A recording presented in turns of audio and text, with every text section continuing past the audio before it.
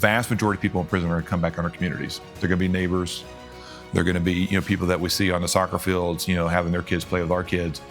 And at the end of the day, wouldn't we be well served? So when they come out, they could be gainfully employed. They can provide for themselves and their family, and they can give back to society. That is a tremendous investment, not just for our communities, but a longer term, making sure they're not coming back in the criminal justice system. Well, welcome back to another episode of the Rutherford County GOP podcast. I'm Matt Harriman here with my co-host Ross Bradley, and today we're joined by Damon Hininger, who spent more than a decade as the president and CEO of CoreCivic. And over his career, he worked with governments from across the country on some of the most complex public safety issues that communities face. And so today we're excited to talk to him about leadership and stewardship, and really how his experience in the private sector can shape a conservative, thoughtful approach to government. So, Damon, glad to have you. Yes, sir. It's good to be here. Thank you so much for having me. Absolutely. I really appreciate the invitation. Yes, absolutely. Well, thanks for joining us. It's not very often that we have CEOs or previous CEOs of a publicly traded company. And then on top of that, based out in Middle Tennessee, what a great opportunity. We're so glad to have you. Yes, sir. Tell us a little bit about CoreCivic. I've mentioned it's publicly traded. Tell us a little bit about it for those of us that aren't 100% familiar with CoreCivic. Yeah, thank you for that. And again, thank you for the invitation. So the company actually was founded under the name of Corrections Corporation of America back in 1983 in Nashville. A gentleman named Tom Beasley, who was famous in Republican Party circles, was the chair of the party, I think, in the late 70s, West Point grad, Vanderbilt Law degree. He, in the early 80s, just saw what was going on here in Tennessee, where the facilities here in Tennessee were overcrowded, inhumane, and the courts were starting to creep in, maybe take over control from the state. And he looked across town and saw what HCA was doing in healthcare and said, well, maybe there is a private sector solution that could be done in corrections like HCA is done in healthcare. And so no coincidence, Corrections Corporation of America, Hospital Corporation of America, one of their initial funders was Jack Massey. One of our first funders was Jack Massey. So there's some blueprint from their business plan that we stole for our company. But he started in 1983, and the thought was that the private sector could come in and not just provide the services. So in our facilities, the vast majority of them, from the warden down to the correctional officer, are company-paid employees. So we provide all the services, programs, medical, food service. But also later on, he saw the value proposition being services plus the real estate. So we'll take the burden off of a state where we would go out, find the land, get the infrastructure, get the community acceptance, get the permitting, and then the bricks and mortar actually is a property owned by the company. So a real turnkey solution. So that was in the early days. So fast forward now, a lot of twists and turns in the business plan. We were international, we're not now. But today we're in about 20 states nationwide. We don't do anything internationally. We have about 14,000 employees, and on any given day in our facilities, we have about 55,000 inmates, detainees, or prisoners, depending on the jurisdiction. One other thing I'll describe with the company is that if you look at our total business, about half is with the federal government. So ICE, Immigration Customs Enforcement, is one of those, and also the United States Marshal Service on the federal side. And then the other half of states, like Tennessee, like Georgia, but also states like Vermont and Hawaii. So we have kind of a pretty diverse group of states that do business with us. And then the final thing I'll just say is that I love our mission. It is one we've really focused on the last decade, where we've really focused on outcomes. So people that are in our facilities, no surprise, a lot of stress, a lot of anxiety, addiction likely, behavioral health. Try to get them over those issues, but also help them get maybe a GED, maybe get certified in a vocation, maybe get a associate's degree, to where they can walk out of our facility with something tangible to get reemployed and not come back in the criminal justice system. So that's a quick overview of the company. So tell me why, and I know the answer to this, but I think people need to know the answer to this. Tell me why those things you just rattled off are so important. Great question. And it's a great question for, I think, just Republicans, period, nationwide, because you get that question a lot. Vast majority of people in prison are going to come back in our communities. They're going to be neighbors. They're going to be, people that we see on the soccer fields, having their kids play with our kids. And at the end of the day, wouldn't we be well served? So when they come out, they could be gainfully employed, they can provide for themselves and their family, and they can give back to society. That is a tremendous investment, not just for our communities, but a longer term, making sure they're not coming back in the criminal justice system. Yeah. Absolutely. Which I think is fascinating, and I want to get to this in a minute. But we're in Rutherford County. We are facing a big issue, and that's how we handle our prison system, our jail. I think a lot of taxpayers are concerned about what the implications to taxes might be long term and how we're going to manage that. So I would love here in a minute to kind of circle back up on that and hear some of your thoughts. But tell us, how did you get into this field? So you started as a corrections officer, right? Yes, sir. Tell us a little bit about kind of how you got into it, and you certainly seem to have climbed the ranks within that organization. Let me just start with this. I am super blessed. I mean, I said this recently to a group as I was transitioning from CEO. I truly have lived the American dream, and I just feel tremendously blessed. So to your question, I'm originally from Northeast Kansas, Leavenworth County. My family goes back about 5 generations in that part of the country, and I was first in my family to go to college. So I went to Kansas State undergrad. Graduated, and I knew I wanted to do something in the criminal justice arena. And initially I was thinking more of maybe law enforcement, so police department, maybe state police, maybe federal law enforcement. And it was actually my parents in Leavenworth County said, hey, there's this company called CCA. They're building this new prison in Leavenworth County. It's going to house prisoners for the federal agency, the United States Marshal Service. It's going to be the world's first privately operated maximum security facility. You should apply and see, check it out and see if you like it and see what happens. So I applied, got a job as a correctional officer, working on the midnight shift. And this was in summer of '92.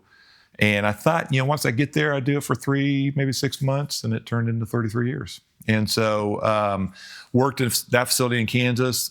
2 years later, was dating my wife, and then we got married in '94. She moved out with me to Arizona, start our home, opened a new prison in Arizona, and then we moved to Nashville in 95, 96. So again, 33 years with the company, but worked different positions in the organization, had some great mentors give me some advice along the way, one of which was to get my MBA. So I got my MBA at Belmont in 2000. And then became a vice president in 2000, and then became president in 2008 and CEO in 2009. So 16 years as CEO. So it's been an amazing journey. And again, for a kid like me, first my family go to college, start as a correctional officer, to become CEO of a publicly traded company eventually was amazing. I'm deeply blessed. I'm deeply blessed. Which is interesting, because CoreCivic they're one of the large, if not the largest, private corrections. And you're more than just corrections. Exactly right. And a lot of different things. Exactly right. Facility in the United States, right? Exactly right. Yeah, exactly right. And so, again, founded here in Nashville. I think we got listed on the New York Stock Exchange in the early '90s, but publicly traded. And again, it's been a real blessing. And at the end of the day, as I said earlier, the reason I'm here and didn't leave after 3 or 6 months is our mission. I mean, we really have a tremendous mission that focuses on not just the staff, but the people that are in our facilities. And I'll be first to admit, we're not perfect. We don't always get it right. But being around 40 years, and we've got a contract renewal rate north of the 90s, we think we're doing a really good job. So it's been a wonderful journey, and I'm enjoying it. Have enjoyed it. How did some of those early experiences, especially starting out as a correctional officer, inform your approach to leadership once you became president CEO?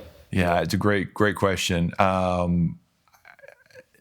Every day when I was CEO, I'd think about our uniformed staff, our correctional officers, lieutenants, captains, people that wear the uniform every day. Just because they're on the front lines and they're dealing with the hardest part of the business, being there on the front lines, but also having obviously the experience of being in a uniform myself. I wore the uniform for about two years. And so I think one, probably an obvious point is it makes me appreciate some of the decisions I make, how impactful they could be, good or bad, for people on the front line. And so I think that's a unique experience. But also I appreciate when I was there, what are the things that maybe got me excited about my work? What are some things that maybe frustrated me about my job? And being in a position now where I can make some real change for those individuals, it was always on my mind when I made those decisions. So let's circle back around to the problem at hand that we have here in Rutherford County. We have about 1,000 inmates that are at any given time coming in or out almost daily in our facility here. We have capacity for a little over 900. And so we're at maxed out capacity. So we're in this window of about 5 years where we have to come up with a plan. How should our leaders be thinking about that? Based on your experience, what you know, what should we be thinking about as we're going through that process? Yeah, great question. My first answer would be is just make sure you got good alignment with all the stakeholders. So not completely appreciating the situation here, but at least, other places where we've worked on these type of projects. If the governing body is the county commission, obviously they've got a view and they've got to be aligned with whoever operates the jail. Some counties, the commission runs it through a facility administrator. Some counties have the sheriff run it. But if the sheriff does run it, then the commission and the sheriff obviously need to be aligned there. And then, depending on where the county jail sits, if it's in a large metropolitan area like Murfreesboro, then city leaders need to be obviously brought into the fold too, especially if they're a jurisdiction that are surrounding population that are maybe arrested by the city police department. Obviously, they need to have a voice at the table too. So first thing is just alignment, getting all those stakeholders aligned as best you can. And there's always going to be opinions and different views on things, how it should be done. But having open, kind of transparent communication, I think, with those stakeholders, I think is the number one key. The second is what we've seen in some jurisdictions where they've got the solution, but they haven't completely analyzed the problem. And so I'll give you an example of that. It's been our experience that when we go to a city or county, and sometimes what we'll do is we'll suggest is, get a planner that can help you think through how fast your community is growing, what's your general population going to be like here in the next 5-10 years. And then people smarter than me as a statistician can say, okay, that is probably going to create a need for beds today of X, but you're probably going to need Y in 5 years and then Z in 10 years. And so then you can say, okay, at least now I've got a framework of what the need is going to be kind of, mid to long term. And then finally, go out to the industry, and I say the industry kind of broadly. It could be an architect, a general contractor. It could be someone that operates facilities, and say, give us your kind of best thinking, knowing the facts in our situation, and then the county and whoever is going to lead potentially on some procurement or procurements, they can take all that and then put together a plan if they ultimately do an RFP for design, build, manage of a jail. They're throwing something out that's going to be attractive to the market. So, because what happens sometimes is that the solution's done on the back end, and then someone said, okay, get an RFP written, and then it goes out to market, and everyone's like, yeah, it's not really feasible for us to propose a bid on it because of X, Y, and Z. So yeah, alignment, kind of communication of kind of what the needs are, trying to analyze what the kind of mid to long term needs are, and then once you've got that kind of all packaged, then you can go out and get a solution. Should we be considering a private solution? It's always, I think, helpful if you're open to at least hearing it. I appreciate, and I've said this before, sometimes we're not a good solution for whatever reason, because of politics, because of the desires of the community, the county, the sheriff. But I always suggest that at least have a conversation, and if nothing else, and I've always made this offer to sheriffs and county commissioners, let's just have a cup of coffee and I can at least brainstorm with you. And it may be worth just a cup of coffee, but it might make sense, but it might not. Again, I'm always of the position of if you put yourself in a position, if you're a sheriff or a county commission, the more you learn, especially if this is a project that the county doesn't do on a regular basis, the better you're prepared then to say, okay, what solutions make the most sense or not make the most sense for our jurisdiction. Well, I maybe to take a little pressure off of yourself. I've spent some time in the charter school space, and so I approach this kind of from a similar perspective, where, it's no secret that our county is growing leaps and bounds, and that we have major budget constraints. There's potential of having to build a jail. We have to build a school or two per year. I think it's like a school and a half at this point per year, which is like $100 million price tag, and it's not sustainable. Right. And so, I consistently talk with our leaders and say, look, hey, there's private industry here that can solve a real problem for you, can do it for the third of the cost and still deliver a quality option Right. for the public. Right. So I think it, to kind of to your point, it's definitely a conversation that's worth having for leaders to say, is this an option? Because can we save taxpayers from having to write whatever the check is? If you're a capitalist and you don't want to be tax first, that I think it's worth the conversation. Well, with our growth, we've had so much pressure on our infrastructure. Mm-hmm. And, we don't think about when new jobs come to town or when we see a large migration shift like what happened after COVID. Right. We think about it when it comes to, our schools being overcrowded or certainly our roads being overcrowded. But we don't necessarily think about it day one about how it impacts things like our jails. Exactly. And we've seen a tremendous impact on it. And we're at the point now where we've got to make decisions. And, obviously our elected officials want to do everything they can to not raise taxes. Absolutely. So you want to do it in a responsible way, but it's not something we do every day. Right. And so I appreciate you sitting down and sharing some best practices with us and being willing to sit down with some of our elected officials and do that, because I think it's like what Matt said about education.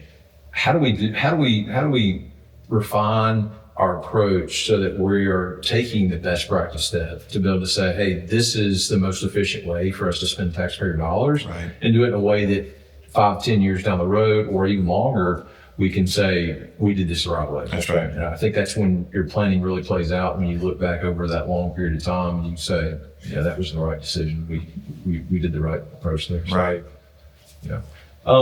So one of the things I'm curious about, you talk a lot, as I've done some research on what you've done at CoreCivic. And this isn't a commercial for a podcast on CoreCivic, but I am interested in some of your best practices. You spend a lot of time preparing those inmates to get back into society. Talk a little bit about that. I think you've got a few different things you all did. Tell us a little bit about how you went about that. I think that's fascinating, because what you don't want to do is create all this space and then have people that are coming back in. Exactly right.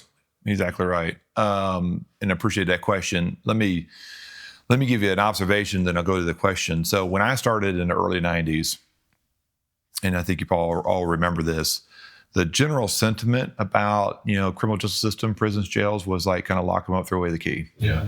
No real desire to do any kind of programming in prison, and really no desire to do programming out of prison, community-based, halfway house, etc. Fast forward, I really probably saw it when I first became CEO. So kind of around 2009, 2010, I heard of Bill Haslam talk about it. I've heard of Bill Lee talk about it, but I've heard, Governor Kemp down in Georgia, a lot of governors start talking about the importance of making an investment on in-prison programming. And so this became, you probably know this better than I mean, Bill Lee, I think, had it kind of in his third or fourth talking point when he went around the state running for governor, talking about his time at Men of Valor and being a mentor for people in prison. So it was an issue that resonated, I think, with Republican voters. That's not to your question, but the hearing that and seeing that jurisdictions were saying, hey, we want to do better, not only in our public facilities, but also use CoreCivic with your private facilities. We took it as an opportunity to say, okay, how do we supercharge that both that sentiment, but also desire for that investment? So it was around, and this is probably to your research, around 2014, we came out and made a public proclamation saying we're going to make reentry a day one priority. And it's from the CEO down to the correctional officer that we're all going to be reentry professionals.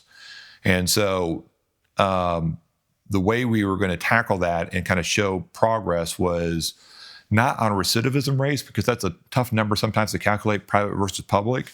We were just going to say, how many people can we get through high school diplomas? How many people can we get certified in vocation? How many people can we get an associate's degree or maybe even a bachelor's degree? We'll show targeted goals every year, and then what we've done every year since then is show outcomes. And sometimes we surpass it, sometimes we come back short, and we talk about the reasons why. But the common sense in all that is that, and it's just like in the general community, people with higher education or certified in a vocation, they're going to be more employable, and in our case, less likely to come back in the criminal justice system. So we started making investments in programs like that more and more in our facilities. But the other thing I think, and we weren't really good about this in the beginning, so it took a little while for us to figure this out, but we said, okay, we can't just figure it out on our own. We need to go to the governor and his or her staff and maybe the labor department and maybe folks in the legislature and say, what are the labor needs, say, in Tennessee for the next 10 years? And it could be, we need more welders, or we need more auto diesel mechanics, or we need more computer coders. So we said, okay, we're going to customize our programs, because all we need is a space, and then the instructors that can teach the curriculum. And then we say, okay, now we're focused on curriculums and programs that are putting people out where the state needs those people employed once they come out. And so that, having that alignment with, especially state leaders, it's been a game changer. And with that, again, it goes back to when we go to the legislature and saying, hey, we want to make this investment or that investment, or saying, okay, yeah, we're seeing the outcomes. We think that's a good investment, good ROI, and that stops the revolving door, people coming back in the criminal justice system. How important would you say the family dynamic is for those men or women coming out of a prison situation? The family dynamic with person incarcerated versus the outside family, extremely important. Extremely important. And that's something that was a little bit of my blind spot, just telling on myself. If you read stories about people that have left prison and have gotten their lives back on track and don't come back, there's usually a story about a family member that didn't give up on them. A dad, a mom, a brother, a sister, kids, a wife, a spouse. And so that's one other thing, in addition to the program with our facilities, we've made a real conscious effort that family members that have not given up on the person incarcerated, we do our darndest to make sure that first time they come to prison, which can be very daunting. I mean, coming in that first slider door and hearing the crash crate close and hearing the bells and the different things that you hear in a prison, trying to make it to where it's less daunting, to where they go in, have a good experience, and then they come back the next week and the next month and the next year, to where then there is that linkage. So when they ultimately do get released and that person walks through the slider, getting released from prison, they've got someone from their family there to welcome them back home. Yeah. I'm curious as a leader, because we're all creatures of habit, and people don't like change. And so, especially from a leadership perspective, as you navigated a change around reentry within an organization, how did you build alignment and confidence kind of among your whole team? You talked about from the corrections officer to the CEO around this particular initiative, or some other one. Yeah, that's a great question, because, I talked about earlier about the sentiment back in the early 90s, the general public about, lock by throw the key. Well, we had people on our side that had a feeling too, and so you had people on our side saying, what are we doing here? What are these investments we see within the facility? So it takes a while, and some people are like, okay, I get it, because at the end of the day, if you're doing that stuff, a lot of the risk factors within a facility go down. The assaults and the other critical incidents. If you've got programming and you've got an environment to where people are active, then kind of common sense, everything goes down. So staff sometimes get the light bulb moment saying, okay, I'm safer by working here by these programs being in the facility. But some don't get it.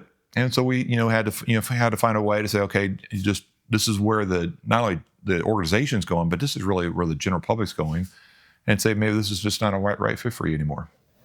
I think this is Matt Harriman's opinion, but I think we as the conservative movement have kind of, I can't remember what the rate is of those people that will come back. You may know. Oh, it's a really high 90%. percentage. Yeah, I mean, it's 80 so 90%. You're thinking, the people who are really violent criminals are undoubtedly not coming back into society. Right. And so the way I view a lot of this is with the pro-life movement, we so often think so much about the womb, but we forget that it really should be a pro-life for all of life perspective. And, these, from my vantage point, those people, saved or not, are made in the image of God. And so they still have worth and value. And so I think we've kind of lost in this, lock them up and throw away the key mentality, the fact that these people have the ability to change and to reenter society and be productive citizens and maybe even believers, Well, I mean, being productive members of society, I feel like we're created to do good works, right? And if we lose the capacity to be able to do good works, then you're lost, right? And you feel meaningless. And I think it's great that what you're doing is providing meaning back into someone's life so that they can have a tangible skill that they can go back into society and add value. Exactly. And do those good works that we were created to do. And I think that's so valuable because that gives meaning to someone's life. That's right. And without meaning, it creates chaos, right? And that's what we've seen in society in many ways. One of the things I'm curious to hear from you is, we hear so much discussion on our border situation and illegal aliens being in our country. What do you feel like what do you feel like the implications on our criminal justice system that those open borders have caused? What problems have those caused? Yeah, great question. A couple answers there, and you know the numbers probably as well as I do, but it's been said anywhere from 8 to almost 20 million people that have come into the country illegally over the last 5-6 years, and so from where I sit, one, obviously, it just creates a lot of public safety challenges in a lot of our communities. I mean, I think you're hearing this a little bit with the efforts by Senator Hagerty and Governor Lee in Memphis and the support they're getting from the federal level. People coming across the border and wreaking havoc in some of our communities like Memphis, and so that's kind of number one. Number two is that, and I have a kind of unique perspective on this because not just with my day job, but I'm the proud father of boy and girl twins that are in high school. And so I'm seeing it a little bit, but my point is to say just the challenges with drugs coming into the country and fentanyl especially.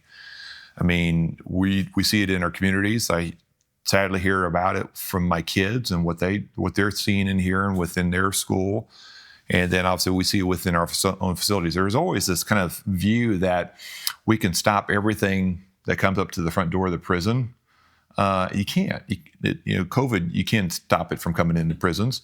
And same way with fentanyl. If someone's got terrible addiction within a facility and the supply is there, then that creates real challenges for the operations of the facility. So my point is having a secure border to where we can stop the flow of drugs coming into our country and kind of poisoning our kids and creating real challenges within our communities. I mean, I applaud this administration. They have had a very, I think, successful effort in a short period of time, closing the border, but also being aggressive against some of these, cartels and others that are trying to bring drugs into our communities, into our country. What percentage of inmates do you feel like have struggled with drug abuse problems? Oh gosh, I'd say it's probably at one time or another, probably majority. Yeah, it's behavioral health, addiction. I mean, those are two kind of key issues. No surprise that you've got with the incarcerated, but that challenge is clearly an opportunity, something we really focus a lot on, just trying to help people get over that hump where addiction may have been created not necessarily by their on their own. It might have been because of a family environment or something like that. So, but yeah, it's a real challenge. Yeah. So you rehabilitate them, you create an opportunity for them to go out and provide, and you throw them back in that environment. Right. If those drugs are still there, that's right. The chances that they're coming back, that's right, probably pretty high. So exactly right. The source. Exactly right. That's great. So yeah, you as a the leader of a prison, you try to stop the flow coming in, but you also got to. So that's the supply, but you try to work really hard on the inside, which is the demand. Trying to help people that have had addiction issues in the past. Try to get them over that hump. And so it's a constant challenge. But my point to your earlier question is, if the general public, elected leaders at the federal level and the state level can help stop the supply, and again, give a lot of kudos to this administration this past year, they've made a really tremendous effort on that front.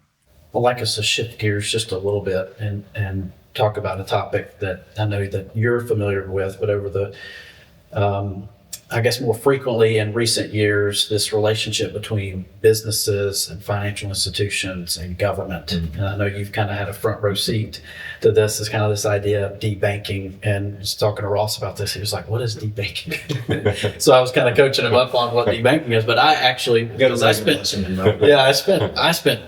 3 years working for the National Rifle Association and actually worked on this topic in Louisiana. I can't remember if we ever did it in Tennessee, but I mean, because firearms manufacturers and anybody that touched the firearms industry were starting to find themselves, at a bank or, likewise saying, we're not going to bank you because of your politics or whatever.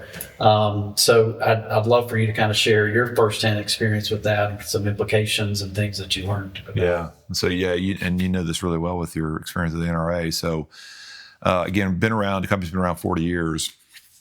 And I'd say probably 25 years ago, the company was getting so large, we were getting a lot of interest in the big banks. So JP Morgan, Wells Fargo, Bank of America, US Bank, Regions, and now Truist, then SunTrust. All of them were knocking on our door saying, hey, we want to work with you and provide you credit and maybe do capital market transactions and maybe provide equity coverage since we were publicly traded. So up until 2019, pretty much all the big banks did work with us in one way or another. And it was the summer actually it was probably spring of 2019, the banks started to get a little queasy about our work with the federal government, with ICE.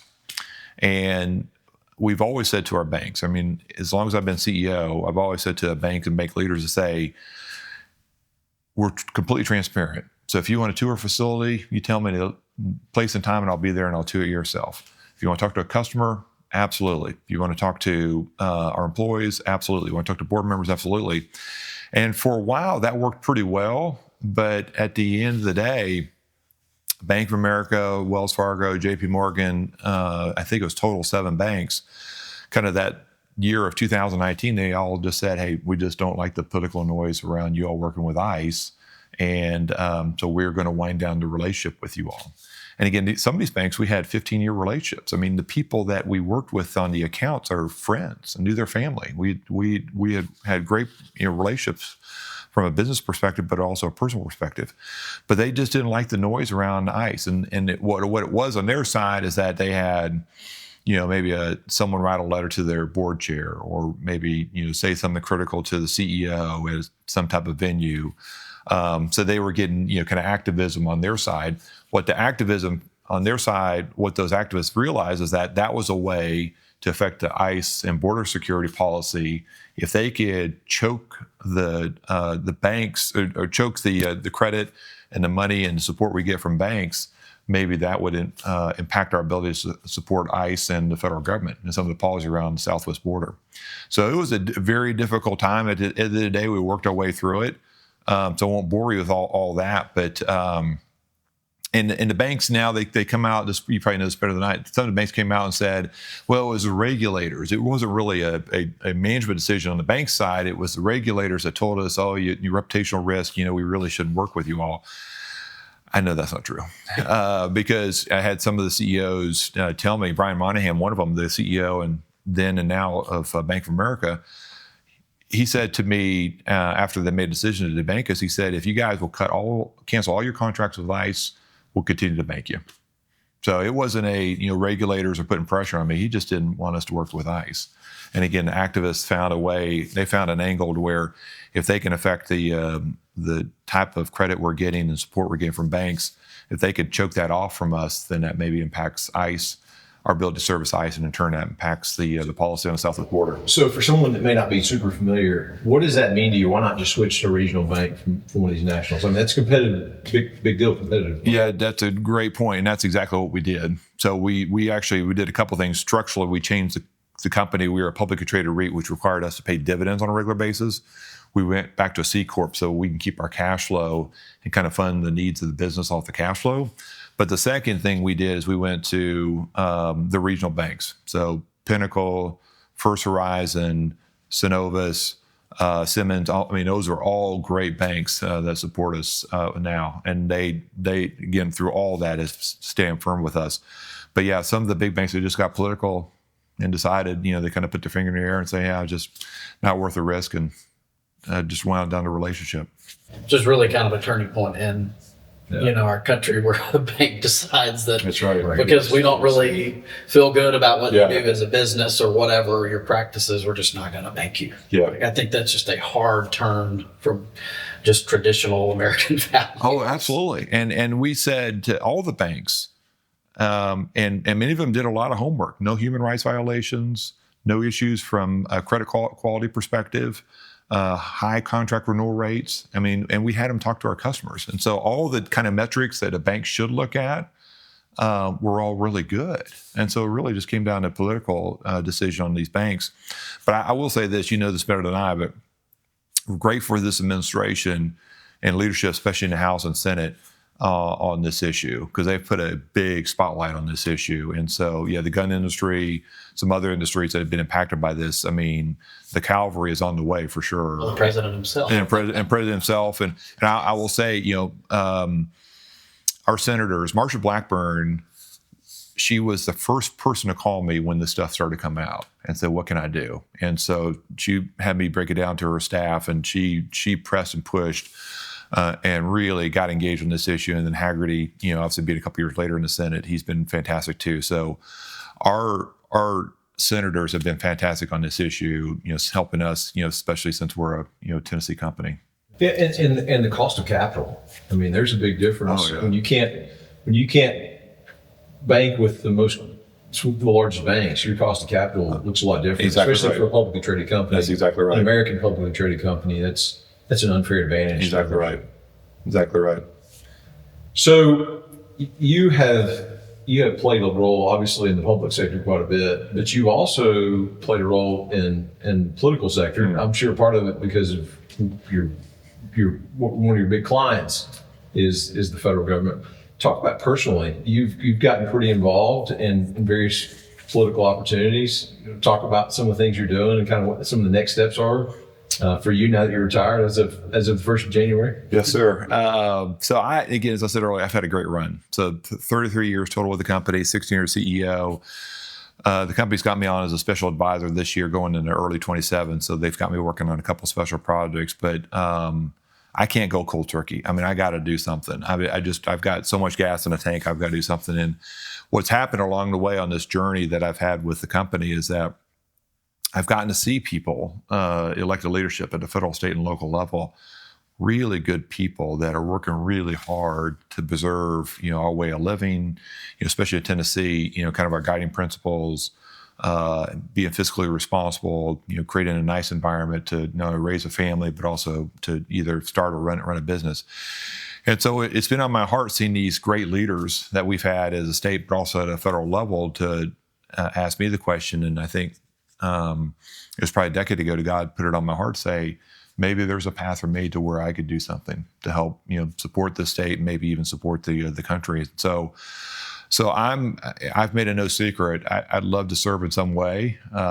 It's not completely clear to me what that path is yet. And I've had people say, don't be impatient on that piece. Just do the best you can. And I'm trying my darndest to, help support people that I feel strongly about, like Senator Haggerty and Senator Blackburn and even Governor Lee. But also, saying to myself, is there a path either near term or long term to where I can help, again, give back and support the needs of the state and maybe even at the federal level. That's great. Well, I think we need leaders who understand the private sector, who also know how to navigate the public sector as well. And so appreciate you putting yourself out there and for your time as leader of CoreCivic. And you've always got some friends here in Rutherford County. You're welcome anytime. Thank you. Thank you. Well, we sat down with Stuart McWhorter a few weeks ago, and he shared a lot of his experience that he brought before he started working with the governor's office. Right. And I feel like our state has been really able to take advantage of business leaders that have turned politician to be able to take that business acumen and continue our state forward. Yeah. And so I would hope that you would continue to do that, because I think it's a real advantage for our state to have people like you with your experience continue to carry that torch forward. So Thank you. thank you for being willing to do that. Yes, sir. Yes, sir. Thank you. All right, Matt, wrap us up here. Well, we hope you enjoyed this episode with Damon Hininger. Please like and subscribe and share this podcast episode, and we will see you next time.